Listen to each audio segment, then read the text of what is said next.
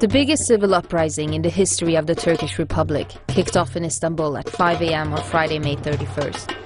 While Turkish media downplayed the protests, international news channels were broadcasting live as the unrest spread like wildfire across more than 60 cities.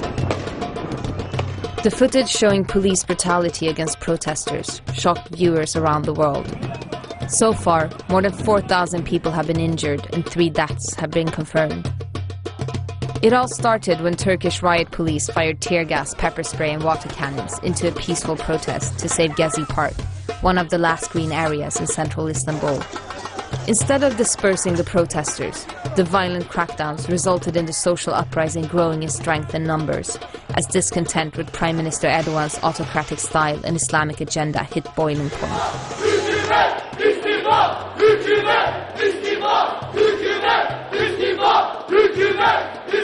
Upon landing in Istanbul, we jumped in a cab to see what was going down in Taksim. Traffic was stopped, so we were dropped off in Cihangir, a 10-minute walk away from Taksim Square. The closer we got to the heart of the turmoil, the more injured and traumatized people we met.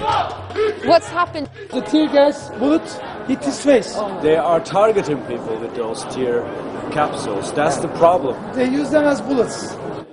Young people dying, man. They just big politician, but these people's, our country's people's. Bu akan bizim kanımız ya, bizim kanımız. Bu akan kan bizim kanımız.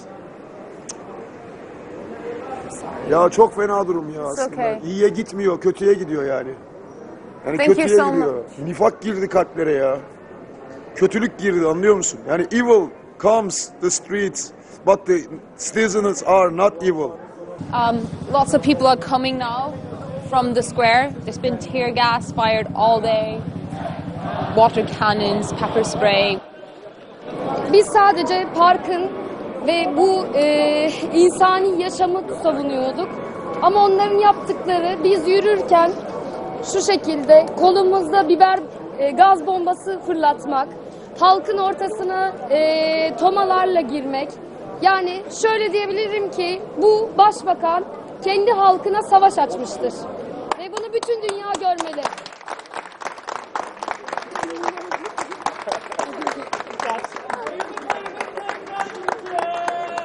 Direne, direne, kazanacağız.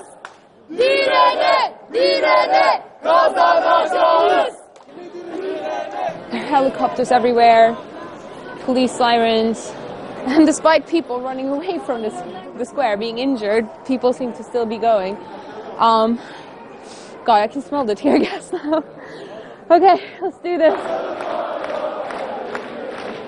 When we finally reached Istiklal Avenue, just off Taksim Square, tens of thousands of protesters were trying to break the police barricades to take back the square. We're being tear gassed. Everyone's pushing. I hope we don't get trampled. Trying to stay calm right now. Okay, calm, calm. Calm down.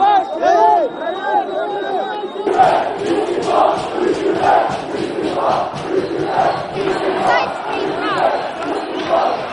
Okay.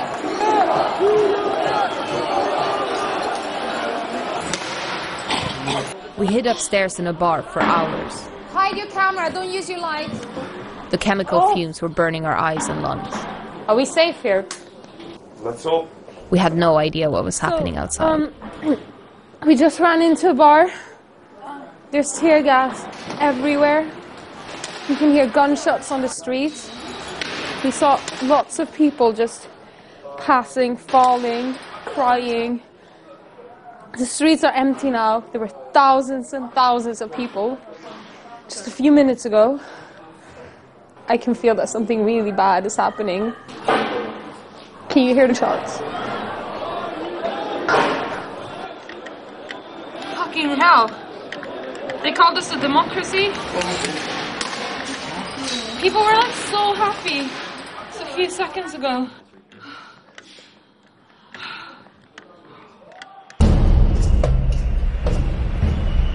The following day, protesters were back out on the streets in even stronger numbers. The police continued to tear gas them, even in a residential area where there were 3 hospitals. In the afternoon, the police withdrew and people went back to the square. We wanted to speak to the people who first initiated the protests. So we tracked down two very tired members of the Gezi Park Protection and Beautification NGO, who had been occupying the park since Monday. So you have actually been out protesting for almost an entire week now. Yeah, well, actually, we had just finished our meeting. On our way back home, we saw the demolition, and this is how we were able to stop it. How come you started focusing on Gezi Park? Why did you want to protect this green area? Actually, we were all fighting against the Taksim project, but we couldn't stop the tunnels and things like that.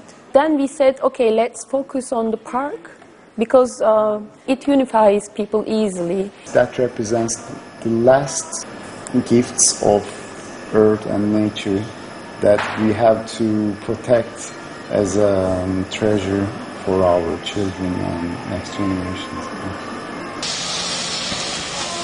At sunset, one of our camera guys was in Beşiktaş, an area near Taksim, where major clashes kicked off between police and protesters, near Erdogan's Istanbul office. We headed to Taksim Square to see if the police were going to storm it once again.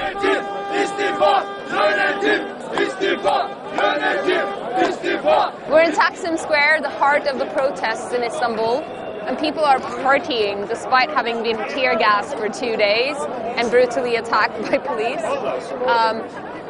And it's kind of amazing how many people are here, despite all the rumors that police from all over Turkey are here to basically attack the square in God knows how soon.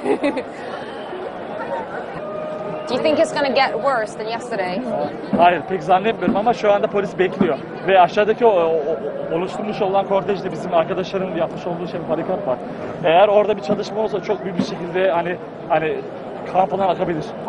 Are you afraid of what's going to happen tonight? I mean, you've been tear gassed for 2 days now and attacked. We don't afraid for anything. Yeah. We don't afraid. I am Kurdish. This is human rights. Because of human rights. We are ready for everything. So you're going to stay on this square no matter what? Yeah. We will wait at Taksim. We don't give Taksim to the Recep Tayyip Erdogan.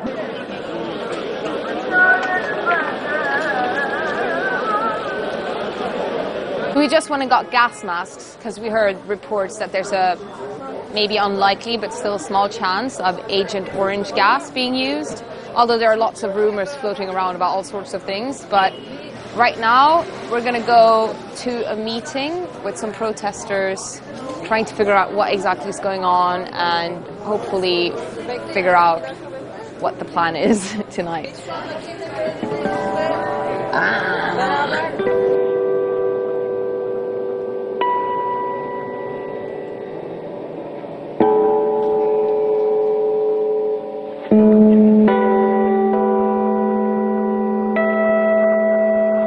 How did you find out that things were kicking off? I, for myself, saw what was happening on Facebook and Twitter. I was at work, and at 5:30, I left work, and I went directly to Taksim. Police came with tear gases and sprayed sleeping people and people who were reading books with tear gas, and they burnt their tents down, like actual live fire. One of the PMs of Turkish Parliament got shot in the shoulder with a tear gas canister, and then he was hospitalized. At that point, it was no longer about trees. It was just about tyranny. Eğer olay miting yapmaksa, eğer bu noktada toplumsal hareketse, yani ben kalkarım, onun 20 topladığı yerde 200.000 toplarım. Onun 100.000 topladığı yerde ben partim olarak 1 milyon insan toplarım. This is an official threat from our prime minister. I didn't vote for him. Doesn't matter, the majority voted for him. He's my prime minister too. And it's his duty, unforgettable and obviously, to protect me as well. I, as a citizen of this country, do not feel safe to live here anymore. Like yesterday, around noontime, when the protests went so bloody, we saw this canister, twice the size of a regular grenade, and it says it should not be used on humans. And there was this doctor saying that they're using 9 different varieties because they all have different remedies. And one of them, if you like drink water with it, it will burn more. But one of them, you have to drink water because otherwise there's no remedy to it. And one of them, you have to use vinegar, and the other one, you have to use an anti-acid. It feels like you're drowning. Like, it feels like somebody's actually holding their hands on your throat and they're trying to kill you. This is a chemical war. This is against, like, human rights. We have grown up in a free country. We have gone to schools that provide us education in our own language. We were free to practice our own religion. We were free to be gays or lesbians or Kurds or Armenians, and we were free to respect each other. But now we're being forced to take sides. And this is the biggest damage the government has done to us. By midnight, clashes in Beşiktaş had gotten extremely violent and didn't die out until 2 a.m. I am in Beşiktaş, and in Beşiktaş I am near the stadium. Well, how are you going to come here? How many people are injured in the mosque? Well, now, while I was talking to you, I was someone who came injured in the eye, and somebody else is coming now. And the eye was basically dead. Probably the gas came into the eye. Okay. Directly in the capsule. It's gonna be harsh. We wrote our names and blood types on our arms because we don't know what will be going on for today, so we want to be safe in a hospital, in a government hospital, etc. That's why we need that one.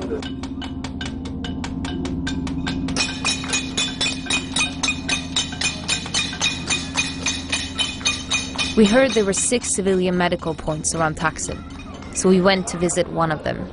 Are you a doctor? Yeah, doctors and medical students, so we are here.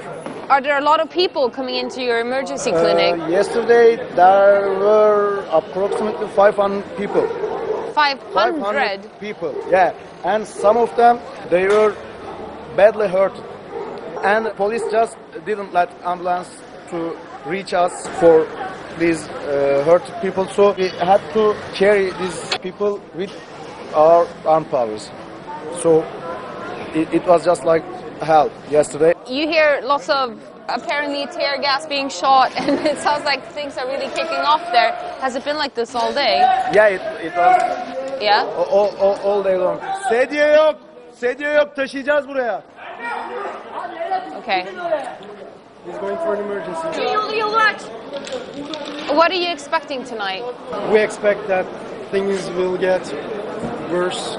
God knows what awaits us. Yeah, we've heard that police from all over Turkey has come to Istanbul now. Also tear gas from all over Turkey has come to Istanbul. Oh my God. So we're at Taksim Square, it's almost 2 a.m. People are building barricades to keep the police out, or try to. You can see fire. I think 150,000 people can fit on this square, and it looks way more crowded than that. Can't believe how brave they are after all the news of what's happening in Beşiktaş.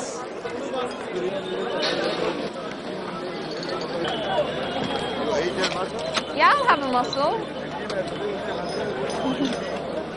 We were so sketched out about coming to the square, and now people are just feeding us mussels, which feels a bit random, but it's nice.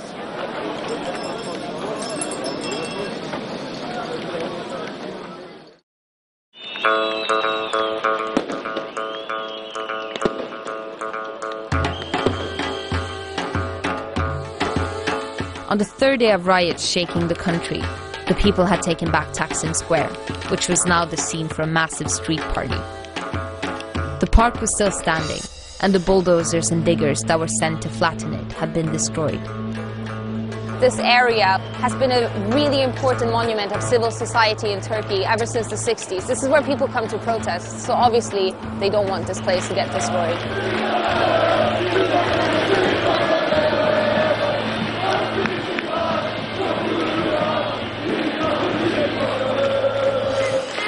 We left the celebrations to meet the MP who had become a national hero. We're on our way to meet Sırı Under, the MP who stood in front of the bulldozers when they tried to destroy Gezi Park the other day. And he was reportedly hit by a tear gas cartridge and hospitalized later on. Kepçenin önüne atladığımda bunun birçok insanı dikkatini çekeceğini düşünmüştüm. Yapılan iş illegaldi. Bu belgeleri getirirlerse dozerin önünden ancak o şartla ayrılacağımı söyledim. O belgeleri getiremediler. Ben de dozerin önünden çekilmedim ve meydana gittim. Artık yüz binlerce insan oraya gelmişti ve bu yıkım durduruldu. İlk defa insanlar çok farklı düşüncede olan ve hükümetin bu hegemonik yaklaşımından, kibirli yaklaşımından bıkmış insanlar, normalde de bir araya gelemeyecek insanlar bir araya geldiler. Epeydir Türkiye'de toplumsal muhalefet de bastırılmıştı. Böylece bu onlara normal gelmeye başlamıştı. Şimdi bu büyü bozuldu.